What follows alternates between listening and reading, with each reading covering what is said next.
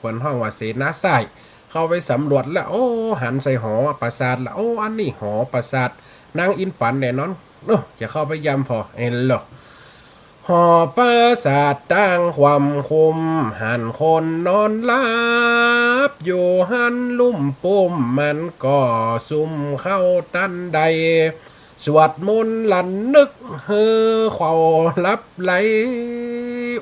เอาแม่นายอินปั่นน้องลา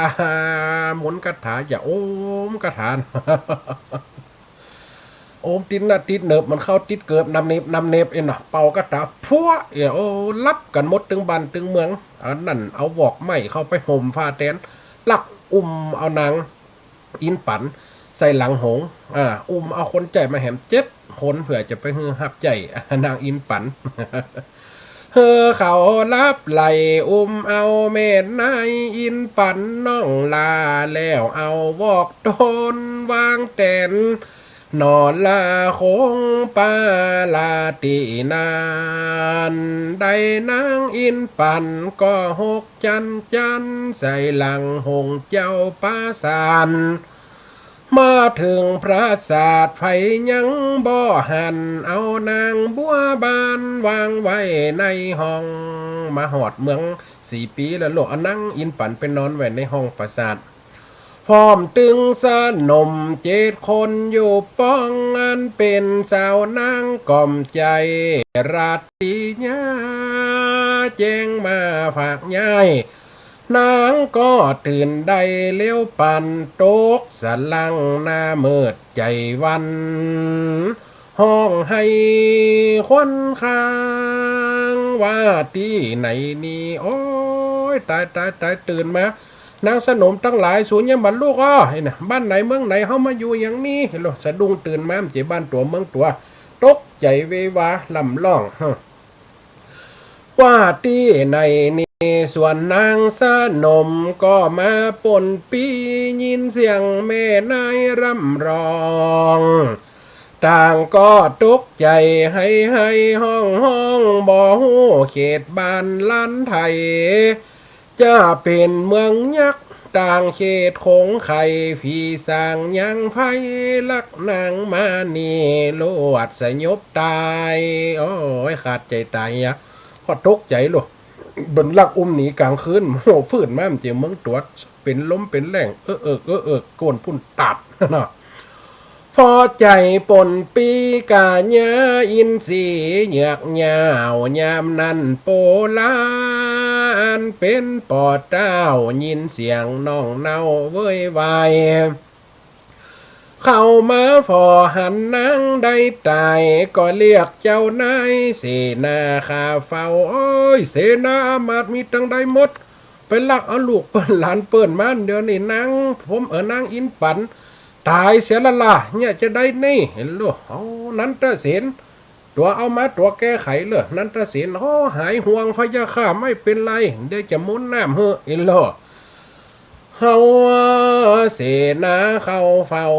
มุนน้ำต้นงามมาหดใส่เจ้าก็จื่นขึ้นมานั่งลุกนางก็ให้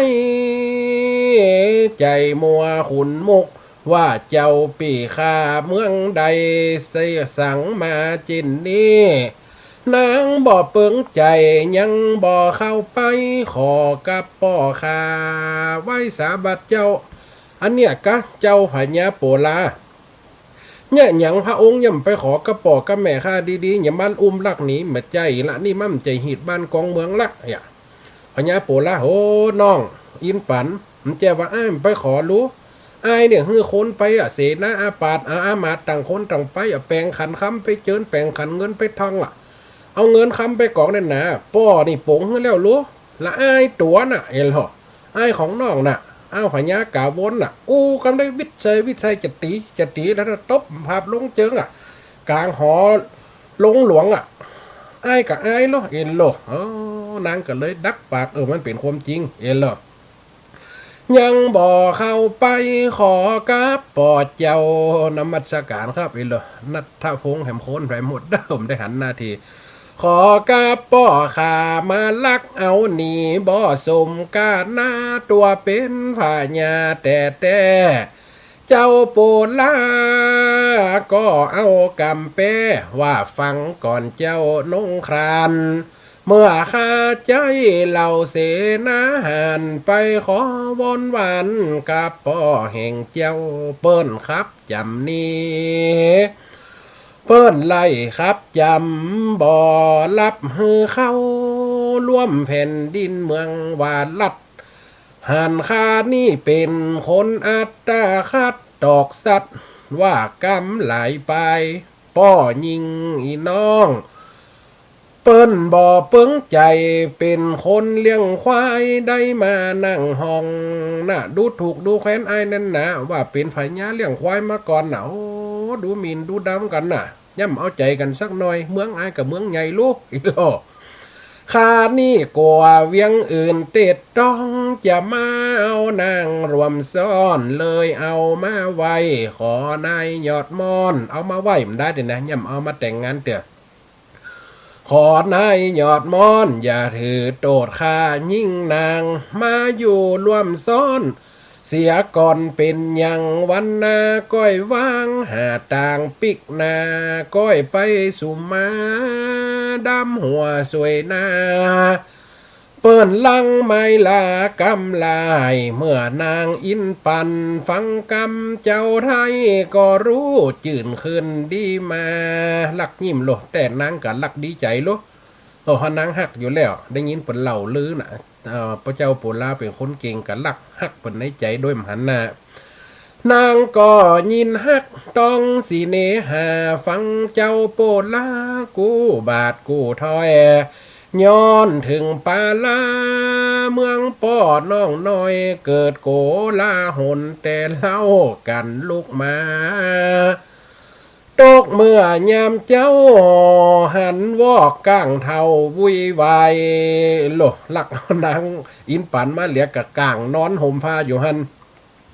ไต่ปราสาทเป็นเส้นเป็นสายคาราดยิงใจเดือดซานันกองเขาก็เปิดดูที่ในหอห้องของอินปันน้องไทยโอ้ตายวอกที่ไหนมาทันยำเงียบหอประสาทนั่งอินปันวอกก้างเป็นร้อยตายแล้วคนกับยกมีดเขาฟันเขาบันกกหนึ่งตัวกลายเป็น2 ตัวเอาละซูมได้กระเดือดโกละหนกันกะ ลวดบ่อหันนางมีแต่วอกไม่เป็นตัวดินใดไปมาก็โจรัดทึกเดือดกันนักหนาปอฝาญามีใจฮ้อนไม่นามะเฮซีอ้อยแม่เปิ้นก็มาโศกไม่จ้าลำพันบ่อย่างว่าเป็นยักษ์พี่เข็นเจ้าจ้างกาว่าโมเนตคนทันมาจับลักลูกฮักเตรียมขวัญบ่หูเข้ามันยังทำเจืออีดแม่ก็ให้เหาหมูยักหมูเย็นหมูคนทันทั้งหลายปุริศาสตร์มันลักเอาแน่นอนน่ะเนี่ยโหเข้ามันอย่างทำเจียอีคนใจนางในให้กันปนปีลวดใจบ่ดียิ่งลำปีไอกาวนก็มาว่าซ้ำกูไข่หันหน้าเจ้ามันเป็นไฟมันลักน้องหักเตรียมขวัญจะตัวหาวันสิ่งมาจนได้โลดจะตุยขบวนสิ่งมาจนได้เขาตายเนี่ยเขา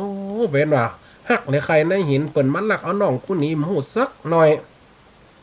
เลยสั่งคนหานอามาตลุ่มใจให้คนไปสอดเสาะวูฮ้อนเดือดไม่เป็นเปียวเหมือนโดนคมเกี่ยวบาดลึกบอดเตือน101หัวเมืองจัดคนส่งคืนตัวยหาอินปันนาดน้องป้อสั่งกำเลยนะ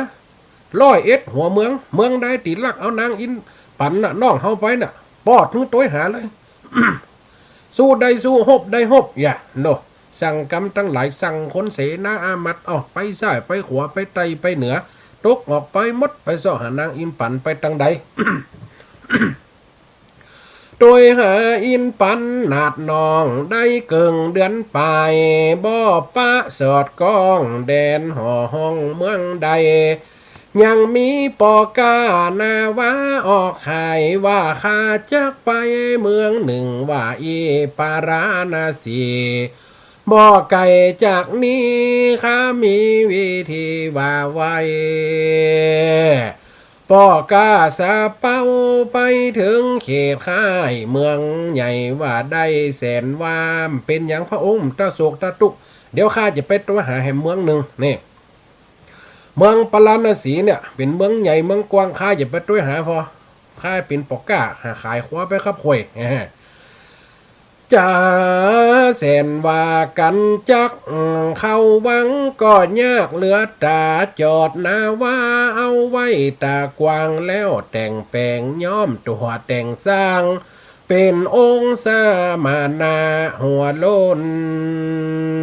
เอากำนันปอกาสะเปาแต่งเป็นตุเจ้ากะเป็นสมณะหัวโลนเข้าไปเพราะว่าเมืองปราณสีเนี่ยเป็นเมืองใหญ่มันเต็มว่าเมืองน้อยๆนิดๆใครเข้าหามาได้ก็เลยแต่งเป็นตุเจ้าเข้าไปแล้วแต่งเป็นสมานะหัวโลนเอาฟ้าลังกา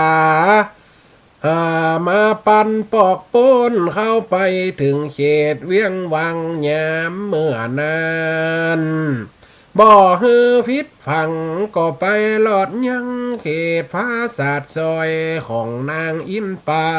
นฮิดานอนน้อยสาวยิงเล่าแว่นฟ้าเมื่อนางหันตุเจ้าวาดว่าเดินต่อหน้าเวียงใจนี่มนตันพระใส่บาทย่อไขขอองค์นายจุงยุดยังทาปอกาสเปากับมัดแต่งตัวเป็นตุเจ้าเข้าไปโอ้อันนั้นนางอินปันแต่ลูกจะเขาเนี่ยจะได้แต่งตัวสงบสงเงียมไปเนี่ยตู้เจ้าป๋อมมีตั้งแต่สมัยโบราณแล้วนะนางอินปันกันยกมือใส่บาตรโอ้โหละเดี๋ยวกูจะไปบอกพญากาวนแล้วได้หู้เรื่องแน่หรอกกันนั่นจะโฮบกันม่วนเด้อคำนั้นนะจงหยุดยั่งทาเมื่อพระอาณาว่าปอกาต่างนานใส่ที่ดาเจียงจันก็โหตีไม้พอใดที่สั้นก็เดินออกหันตั้นตีขึ้นสู่สาเปาเปลี่ยนผ้าหัวสีออกจากวาลีแม่น้ำตากว้างไปทุนถวายเจ้าใหญ่เอกอ้างพญาวังปอดเต้าเมืองปัญจาราได้หูแล้วเล่ากาวนลูกเจ้าแจ้งในก็เต้นยงกูตึงฟิตใจหันก็ป้อนายไอคนใจบาตบขับได้หันก็ป้อหันขอเนี่ยก็ป้อว่าคนดีเนี่ยบ่ฮื้อมันกับมันลักเอาไอ้โปลาน่ะถึงว่าคนตุกเรื่องควายได้เป็นพญาบัดได้เรื่องนี้ลูกย้อมจะไปต้วยหาน้องสาวจนได้โลเกณฑ์เสนาอามัดค่ายิงค่าใจกะเมืองน้อยๆนิดๆตีเป็นเมืองขึ้นต่อเมืองปัญจลาขอเมืองไหนละมึนดูโตได้มาเป็น10เมือง20เมืองจะไปต้นต้วยหาคนเป็นแสนน่ะจะไปต้วยหานางงานอินปันน่ะหานก่อป้อนนายไอ้คนใจบาพญาเลี้ยงควายมันมายามหน้าลักที่ดาน้องไทยข้านี่ฟิตใจเสียจริงลำให้จะไปลู่ใดเอานางก็สั่งพลมาพลจ้างเขตควางเมืองหน่อยเวียงวังตกเป็นไฟขึ้นจะไปหบเอาเจ้าน้องบุญเตือนใจมันสวกเวินยิ่งนักรวมผลการตาหารพร้อมพักได้ปอเสนทวนคนใจนะถ้ายังเป็นสู้รบกันยังไทยกับเขมรเดียวเนี่ยนะ ดาบดาฝ่าไม้สีนาดปืนฝ่ายอำมอกสาไปดาบไปหอกไปดาบกาลถขี่จังขี่มาสไปดับปืนอำมอกอาฟิจุมอาฟิจีฟอมายังฟอมาฮอกอีหลออากมอากาศแบกกันไปกันละตัดเดินเข่าเดินขาบวนไปสาพอนาปอ3 เดือนกาบอดยาดอก3 เดือนจะไปถึงเมืองเจ้าโปลาเมื่อถึงเขตเมืองอันเจ้าหนอฟ้าโปลาเจ้าลาปอดี เจ้าเมืองแตกตื่นดาดเดินสันทีความโกลามีปอสานันกองตายแล้วเปิ้นยกกับยกซึ้งมาบ้านเฮาเมืองเฮาฝ่องเอาลูกฝ่องเอาหลานคนดาวคนแก่เปะกันไปซ่อนว่าสานันกองความโหไปถึงปาราเขตห้องเมืองเจ้าโปลาเมื่อนั้นตาเสนบ่มีสตานบ่มีผ่านยันอันใดปรึกษาหนอเต้าโปลาบุญฝ่ายวางแผนอุบายด้วยกันตัวนาเมื่อตับกาวนตั้งหนเวทท่าก็แปลงสารมายินยกว่าไอโปลาเราแปลงสารขึ้นมาไอโปลาพญาเรื่องควายมึงกันหลักน้องกูมาบัดเดียวนี่กูเอาคนมาเนี่ย10,000อักโขเฟนี้จะเป็นแสนอ่ะเป็น5-6 แสนอ่ะรอบเมืองนี่ถ้ามึงเอาน้องกูมาฮือน่ะเมืองนี่เมืองมึงแตกขจวนแหน่แต่แล้วยังกินส้มแหน่อีโลจะลาบเพื่อเปิ้นอีโลยื่นหนังสือไปว่าไอ้โปลาพญานีพกไอ้คนเลี้ยงควายนางเมืองมึงทำการไล่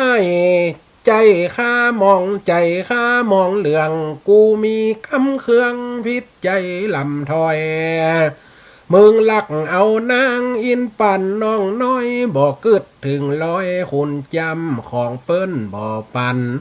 บ่เห่อโดยซ้ำพิษศีลแห่งข้อกาเมพิษศีลพิษธรรมเนี่ยพิษลูกเนี่ยมันจะพิษเมียนะเพราะเปิ้นบ่มีผัวกำเตือแต่ว่าเป็น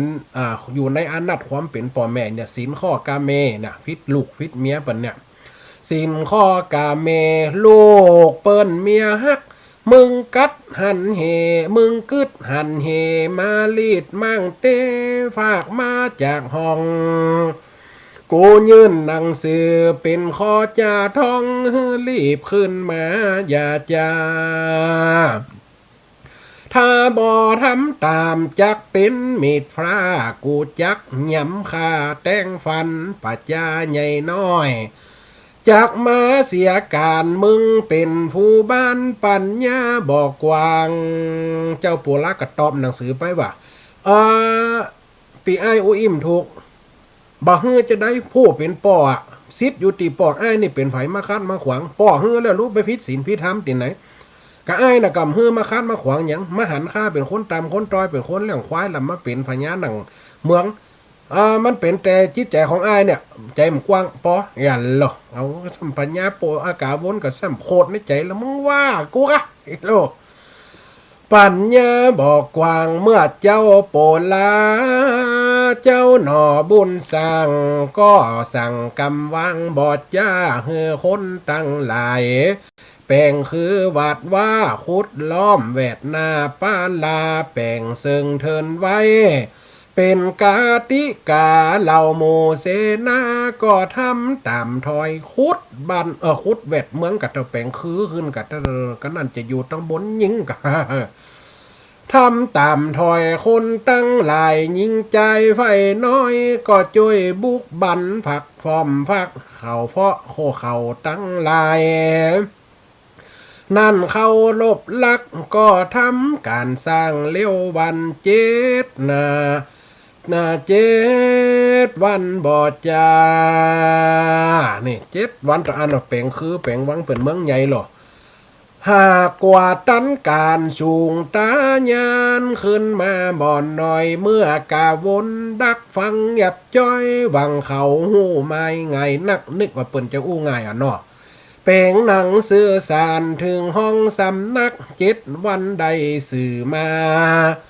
เมื่อบ่เป็นการดังเจรจาก็สั่งผลมา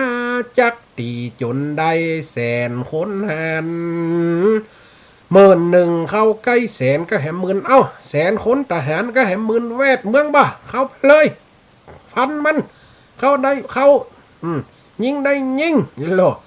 แสนคนหาร11,000เข้าใกล้ไล่ลองเจิงต่อตานันตะเสนก็บอกป่อฟ้าข้าจะออกหน้าคนเดียวนันตะเสนคือเสนาสายของโบราณนะบัดต้องห่วงป่อพญะเดี๋ยวหมอกคนแสนหมื่นเนี่ยนะเดี๋ยวจะจัดการเฮ้อโล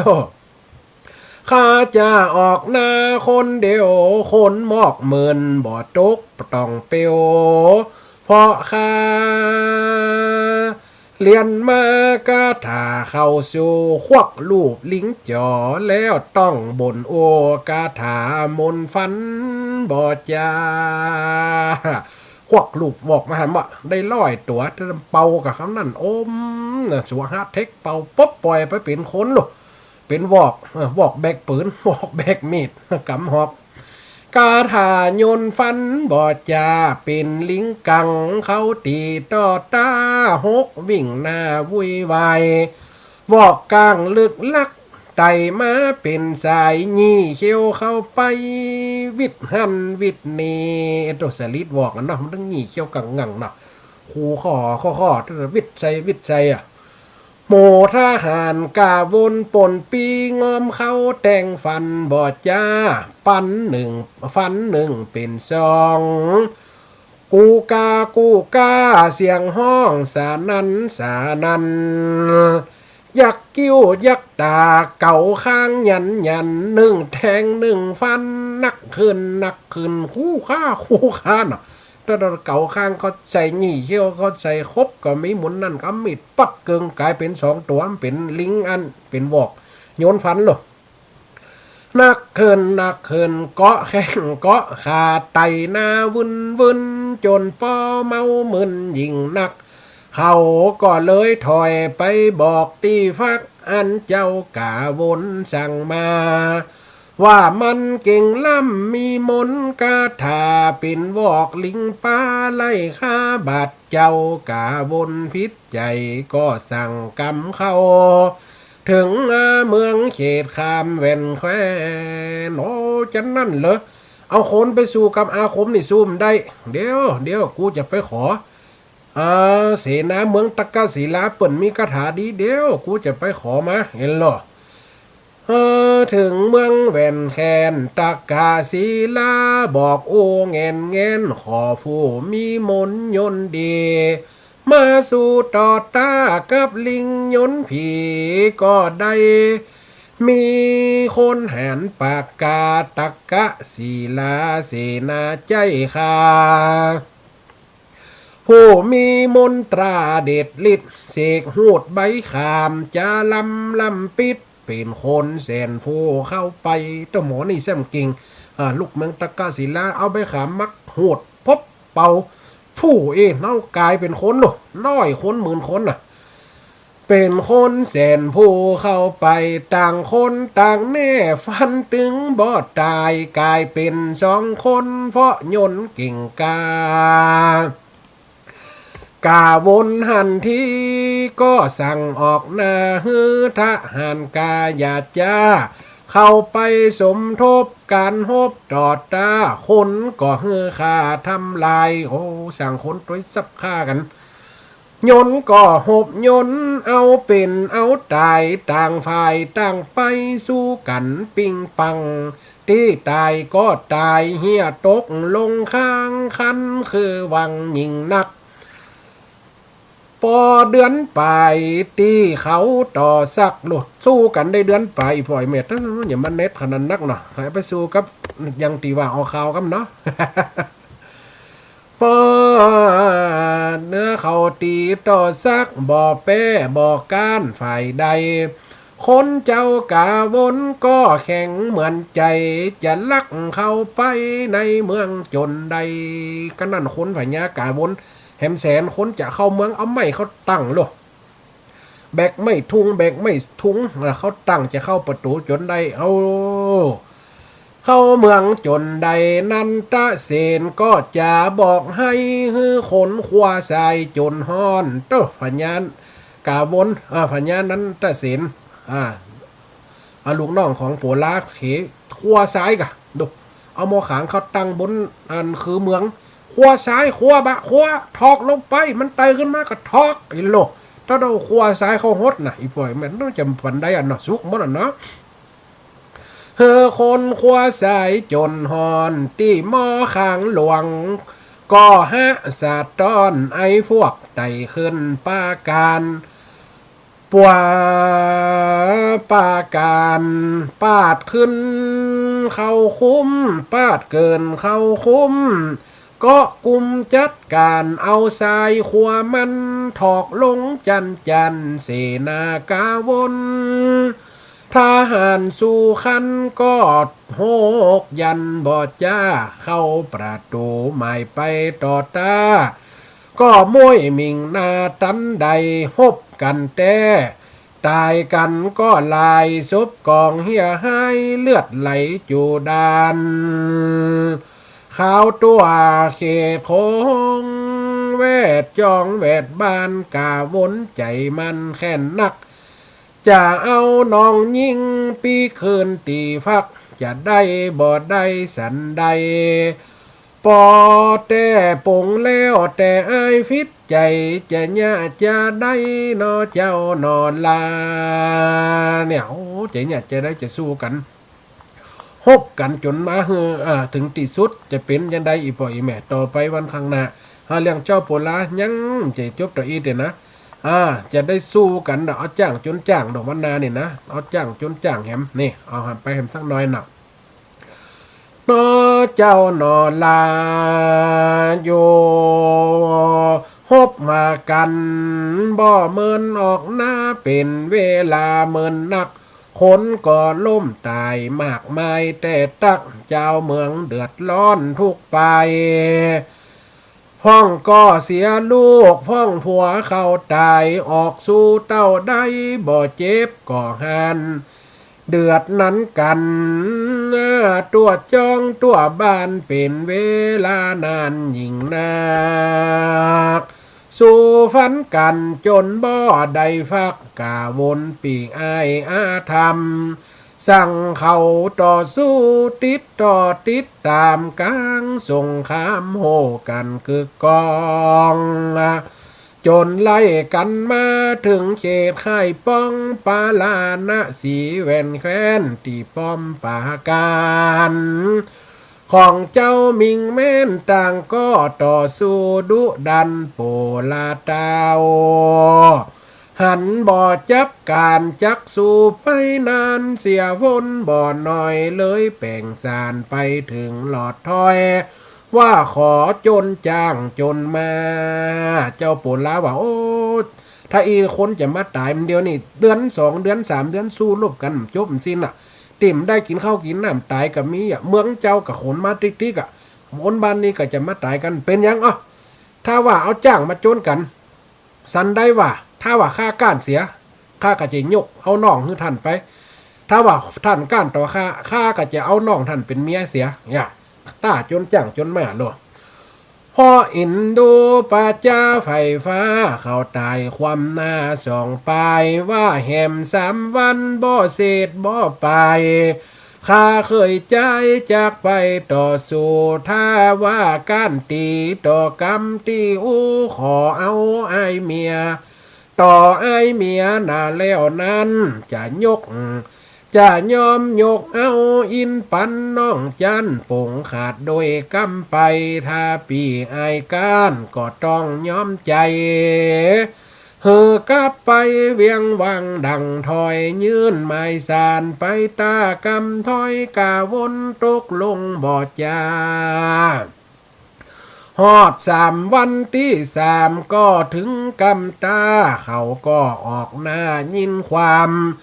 ที่ขวังคุ้มยังกลางสะนามต่างขี่จ้างงามต่อจ้ามเข้าไก่เอาละบอกำนี่จะเอาจ้างมาจนกันละตลอดนี่มันละเด้อ ต่างคนต่างใส่จ้างหูกำใดก็เข้าแต่งจนผึดฟัดเอางากับงาจนกันยู่หยัดเสียงสนั่นกองป้าลาเสนาต่างฝ่ายทหารฝนตาส่งเสียงดังมาเคาะไม่ไหลแต้มดดจ้างเจ้าพญาโปลาถอยอันเจ้ากาวนกัดตบไม่มูเสนาอามัดกัดต่อยไม่ต่อยตอกวงปังปังปังเอาไอ้หรอกคำนั้นจ้างเจ้ากาวนถอยตั้งเมืองเจ้าโปลากัดต่อยไม่เขาใส่ส่งเสียงดังมาเคาะไม่ไหลแต้มโหนั้นกันอ้างก็อยู่ต่างก็อยู่ฝ่ายมันสัตต้านพอจ้างจนกันบ่แปรบ่การเอาหน้าจนหน้าตีนยันเสียงร้องแสนตัวแคว้นต่อฐานดูเมามันจนป้อมืดกุมตะขี้ฝุ่นขี้ขุนขี้ควันมุกมุมป้อมหันตัวเลยถ้าจ้างจนกันเนาะมันถึงฝัดงวงฝัดไงฝุ่นเต้าฟงจนปอกันลุมคนก็ซุ่มพอสาวจ้างเจ้าโปลาเหมือนจากอ่อนยาวถอยหลังต่อเจ้ากาวนมันได้ทีใส่เข้าสนเอาหัวเข้าจนซับคอเข้าสู่ไอ้กาวนมันตึ้มเอ็นดูจ้างหากมาจ้างเจ้าโปลาจะก้านหลุดเอาขอเขาซับเปิ่นเอาหอกกำหูเปิ่นเอาหอกเขาตั้งคอเปิ่นใครเขาจ้างตัวฉันน่ะนี่ซับขอเข้าสู่จ้างจนจ้างโปลาห้องดังโอปุ่นตาอินดูยิงนักกาวนใดที่ก็ตีต่อจักเอาหอกจำขอจ้างมันอ้อยจนจะเอาจนเป้ตึงบ่ส่งสารทรมานจ้างฝ่ายตัวกาจ้างโปลาหนเอาหน้าจนหน้าถอยไปยันกาต่อไม่เอาหัวของมันยู่ยันกันไว้เหมือนสู่บอดได้หนที่ปอจะถอดล้นปอจะฮกนี่เจ้าก็อูดีบอกจ้างตัวกาจ้างเจ้าโปลาจะการละอีปอยแม่ถอยหลังคะไปเอาตีนทำข้างไปยันกับต่อไม้สู้ตึมได้เอาหน้าเขาจนเอาหัวเขาตั้งจ้างนั่นก็แห้งแต่แห้งว่าจ้างเจ้ากาวนมันเอาหอกเอาขอเขาซับหน้าผาเปิ่นแล้วเอาหอกเขากั้มตีนหูจ้างมันเจ็บเนาะไอ้เจ้ากาอัน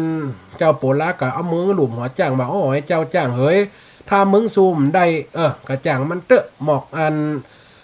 กูจะเสียเมียฮืออายไปเหียมเป็นอย่างจ่างมันเตอะก่อยเป้าเลยเนี่ยคนเฮาเนี่ยกำเป้าก็กำกำแข็งเนี่ยนะมันจะเหมือนกันหน่อยปล่อยแม่นเนาะเจ้าก็อูดีบอกจ้างตัวกาว่าคุณจะลาปอดเตอะจ้างคาเฮาการซักดาเปิ่นนักเจ้าบ่ไว้ข้าจักบอกตักยอมการต่อปีไอเมียของใดควันใดของเสียควันเสียถ้าเจ้าอ่อนเฟียฮือหกออกหน้าเมื่อจ้างตัวงาม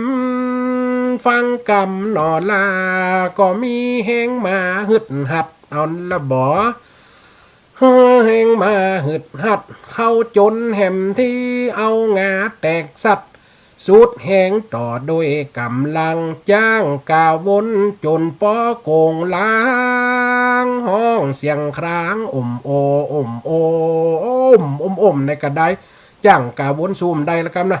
หลังโกมัดตะเลยหางยกมัดเราน้ำมันตกย่อยปักสวเอานี่เจ้ากะอูดีนะโอซ้ำกาวนเข้าจนตอกโตหวังจะใช้โยชนะเอาขอเข้าซับหัวจ้างงะหอกเลี่ยมเข้าตั้งงันเอามันก็ซูมฮะหน่อยยันเขี้ยวเอาบ่อินดูจ้างเจ็บเกินอาสันโคดขึ้นตันควันอดสู้บ่ใดเอาหวังกอดวันซับย่านลงใต้แผ่นฟ้าสู่ทาบอดยาชะใจบ่ขนาดจ้างมันโคดอีปอยแม่ซูมได้ลูกซ ซุ่มได้ขี่กูชูกะซุ่มได้ขี่กูจนกันนั่นเอางวงเขาสวมขาอันเจ้ากะวนกันย่วมได้ปุ๊บกำแข่งฟาดตีนย่ำลงแผ่นดินบุ่นเฮ้อตายเสียแล้วล้มได้บอกผีบอกน้องเลยนี่สับย่านลงไตแผ่นฟ้าสุธาบอดจ้าเจ้ากาวนบอดตันตอบตาใจไข้เข็นค่าเขยใจถูกจ้างมันนั่นซับย่านตากงา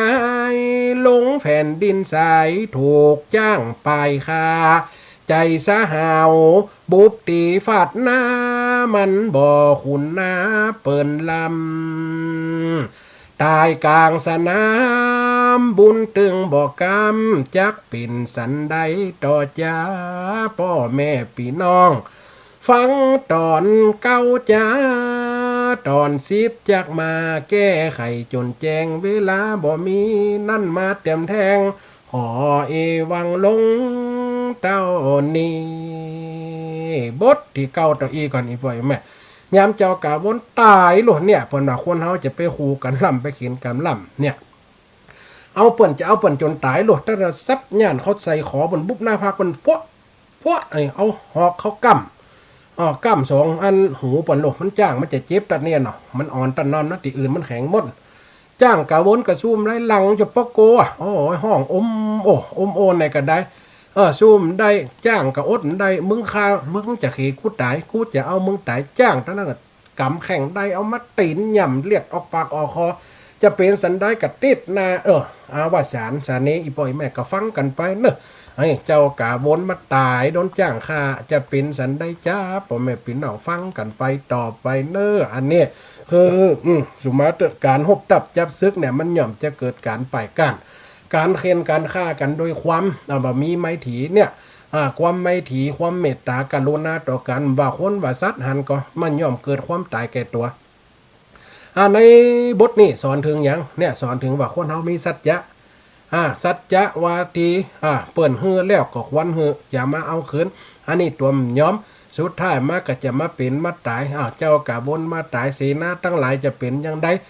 พ่อแม่เจ้าโปลาติได้เอาไปปล่อยย้ำน้อยๆจะเป็นอย่างใดสรุปสุดท้ายติดหน้าเอาวสารติดหน้าจบแล้วจะเอาเรื่องอย่างมาต่อแฮมอีปล่อยแม่เขียนไว้หันเลยกำลังเริ่มแต่งได้2 บทอยู่เรื่องจุมป่าสีต้นจำป่าสีต้นได้2 ตอนอยู่เขาก็จะได้มาฟังกันทัดไปเนาะอีปล่อยมาเวลาไหลกลเข้ามาละเหลือแฮม8 นาทีเนาะใครจะโทรเข้ามาฟังจากตั้งใดฝนตกกับจ้าสัดเจนกับสัดเจนอย่างใดกะอนุญาตให้โทรมาปลายสายได้เนออันนี้เสียงหน้าใหม่นะจ๊ะอีหล่อต้าหวยแต่เป็นใจฟ้อนมากานี่สาธุจะเลินฟอนราชการเจ้าร้ายนี่ถึงก่อนเปิดนะยายฟ้อนจะแน่กำโทรศัพท์หันแหละไม่แน่เขาตกก่อนเชียงใหม่ฝนฟังจากเจ้ามาเชียงใหม่ฝนตกก่อนตกไปไอ้เนี่ยหนักขนาดน่ะนี่กระตุ้มกันฟ้าฟื้นเดียวกันเนาะสาธุเด้อยายฟ้อนเด้อป่านนึงคนอื่นโทรก่อนเนาะยายฟ้อนนี่ถึงแหน่เลยเปิดเลยนี่นะ80 ปลายนี่แหน่ขนาดนักเจริญพรไปจ้าข้าทำหาเดินกูเนี่ยกูนี่เรียเปิ่นอันนี้ตั้งบ้านแสนต่อวังเหนือนะตุ๊กก่อตุ๊กแน่นอนนี่แหละวันนี้ม่วนกำม่วนมันกะจนจัดจนนั่นนะคนนั้นเนาะฝ่ายเอาคนนั้นจำจื่อได้ทั้งตอบได้จะฮื้อรางวัลจำได้อันฟังแต่นี่สาธุจัดแต่แบบมันขี้เลื่อมติดนามาตอบเด้ออันนะยายเลื้อนบันเสนต่ออ้าวเจริญพรทั้งใดสาธุโยมแม่สมบูรณ์ตั้งตัวลูกไว้แหวนผ้าแล้วมาออกแกหนอนังแหวนผ้าเดี๋ยวไปสอหาเลี้ยงกันเดิมถ้าฟังเลี้ยงได้ก็จะมาเขียนบอสไว้แหวนผ้ามันเป็นเปลี่ยนกันนักเกษตรนะกะเจ้าตอนครั้งละครคนนี้ไว้แหวนผ้าคนนะสมุนซ้ายสมุนขวาอันนี้มีคนเดียวเหรอในทำนี่นะนั้นเกษตรแล้วก็ไว้แหวนผ้าอันนั้นชู้ฮบกันน่ะเจ้าพังกระดกรพังละคร อ๋อสาธุเนอะอังละครวิทยุหมูตะกอนว่าขนาด3ไปหลวงจังใหม่เนาะแสดงนะลังเตียเปิ่นกระเสริมเข้ามาหน่อยแหมเจ้าลังเตียเปิ่นเสริมเข้ามาเพราะตัวละครเปิ่นหนักอย่างมันเหมือนกับข่าวลูกเจ้าสาธุเจริญพรนะแม่เนอะเจ้าไว้สาเจ้าแม่สมบูรณ์มีความจำดีเฮ้ยจำได้หมดในตัวละครเจริญพรเจ้าสาธุเจ้าสาธุนึกก่อนเด้อไผนี่แม่น้อมเนาะเจ้าอันตั้งหนองร่องนะแม่เนาะเจ้าฝนตกกับเจ้าตกอยู่ตะคณะนี่ก็ตกเชี่ยๆอยู่จะไปพบกระถิ่นกัน จะไปเตะ27เดือนหน้าแม่อ๋อสาธุเนอะเจริญพรแม่อ้าวต่อไปเจ้าไว้สาเจ้าสาธุโยมแม่เจ้าท่านโคราใกล้จะจบแล้วเนาะอย่าเอาภาษาติดหน้าเลยแม่ที่หน้านี่เอาภาษาอะไรเอาภาษาติดหน้าละฟังไปก็ม่วนละนั่นน่ะตั้งไว้กระมวลไปแต่ว่าบางนี่ตั้งเสริมงามหายเฮ้ยตั้งไม่เหมาะก็หายเฮ้ยก็ว่าเพิ่นทายจะอันโทรมันเปิดกับกวนรำคาญหุ่มหัวนี่ตั้งเชียงใหม่โทรมาก่อนอันนี้ฝนก็ตกตั้งแต่มาตอนมาถึงจะหอมเดียวน่ะตกกับแม่ตกวันค่ำก่อนนะสาธุนะโยมแม่เนอะเจ้าไว้สาเจ้าสาธุเจริญพรไว้สาเจ้าสาธุโยมแม่ลำปางเจ้าบ้านเอื้อมเนาะเมินโทษเตือนเนาะกำลังใจเนาะแต่ซาใจเจ้ากาวนน่ะอันนี้จำได้เฮ้ยเจ๊ตามให้กำลังใจอาจารย์ตลอดนะเจ้าสาธุโยมแม่เนอะเจ้าสาธุตั้งบ้านเอื้อมนี่เป็นเพจอันนั่นม่วนเนาะอันได้ไหมฟังได้ความรู้จากนักเจ้าก็เคยฟังนะเทศมหาจักรเนี่ยวันนี้เป็นเริ่มเต้นรู้ไหมนั่งฟังวันนี้ฟังวันค่ำเลยฟังไปอันริมนิดติดหน้าถ้าว่าจบอันนี้เอาเหลี่ยมมหาจัดมาเตะที่กาแต่ว่าเขียนแล้วนะข่าวมหาจัด13กันเดี๋ยวเฮาสาวเสียงคนเนาะคนได้จะฟังเรื่องจุ่มปลาสีต้นฮักษาหน้าฮักษาตัวหน้าอาจารย์เนอะสาธุเนอะสาธุแม่สาธุเนอะเจ้าคือมีสุขภาพแข็งแรงเจ้าคือกำลังใจไว้สาเจ้าสาธุเดี๋ยวเฮาสาวเสียงบ่ติดจบจุ่มจบเรื่องโปลาเบาหน่อยติดนี่ติดนานแล้วทัดไปเฮาจะฟังเรื่อง13กันสำนวนเสน่ห์การหลงแต่งก็อันน่ะเป็นข่าวนะ13กันก็มีก็ว่าจะฟังจุ่มปลาสีต้นเดี๋ยวเฮาสาวเสียงฝนเนาะไผจะฟัง ถ้าว่าสายได้นักกว่าจะฟังเรื่องใดเฮาก็จะเอาเรื่องนั้นออกเนาะเพราะมันมีเป็นร้อยๆเรื่องอีพ่อไอ้แม่นะที่เขียนไว้นี่นะแต่ว่าสำนวนการแต่งมันจะอาจจะเหมือนในธรรมอาจจะมันจะม่วนไปแหมอย่างหนึ่งเนาะอีฝ่ายแม่เนาะคนติฟังแสดงว่าตั้งบันโฮงหายไปวันนี้ขึ้นสัตว์กระจ้าตั้งแม่เหมาะตั้งเสริมงามเราฝนตกกะเนาะหลายตีหลายตั้งแม่กาจานเวียงปะเป้าตั้งดอยสะเก็ดเนาะวันนี้เป็นจังโทรมาบ่อยตั้งสันซ้ายแม่นลิมตั้งจอมตองสันปัดตองตั้งหลับปูนเนาะมีนาคอีฝ่ายแม่เปิ่นฟังตีเปิ่นโทรก็มีนะโอ้ยแม่ฟังอย่างเดียวอีหลบเปิ่นป้านาแล้วเปิ่นกัดโทรมาหลังไม้ก็มีสาธุเจริญพรเจ้าบอกจานเพื่อนนั่นนะจานล่ะแม่ชุกแก้วศิลพรสิตี้บ้านห้องละปูนแนวฟังอยู่แนวว่าโดยถึง2 ตอนนั่นเด้อตะกี้น่ะทำโจนไหมโทษจานถูกรถเสียบข้าวหลังมอยนี่เด้อสาธุเนาะจะแม่เนาะนึกว่าอันเปิ่นคืนมันหายช่วงนี้คืนมันเป็นอันนี้มันใช่ไหมฝนมันตกเนาะนานนี่นะขออนุญาตเด้อโทรเข้าหลังมอยนี่นะเจ้าอันนี้น้ำหลังเก่าสาธุเนอะสาธุเนอะแม่เนอะกลับไว้สาเด้อสาธุเนอะแฮมสายเดียวจะลาก็ไปนั่นเนาะเอามือป้อแปบแฮมสายสุดท้ายเนอะก่อนจะลากันไปเจริญพรสาธุโยมแม่อ้อยเนาะ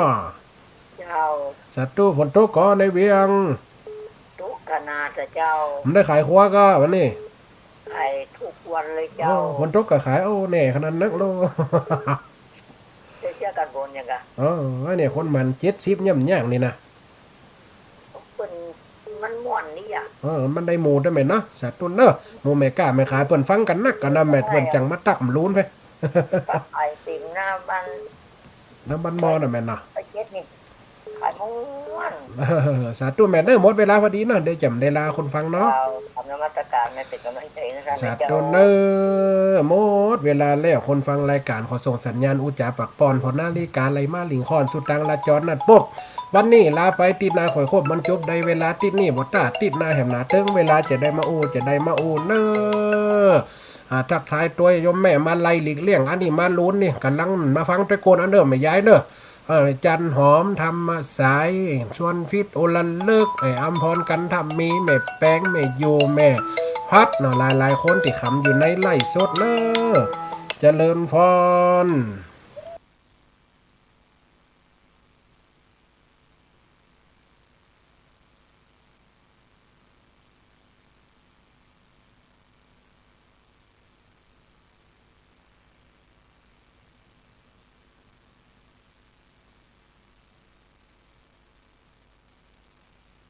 ตัวยมแม่มาไล่หลีกเลี่ยงอันนี้มาลุ้นนี่กำลังมาฟังตะโกนอันเดิมไม่ย้ายเนอะ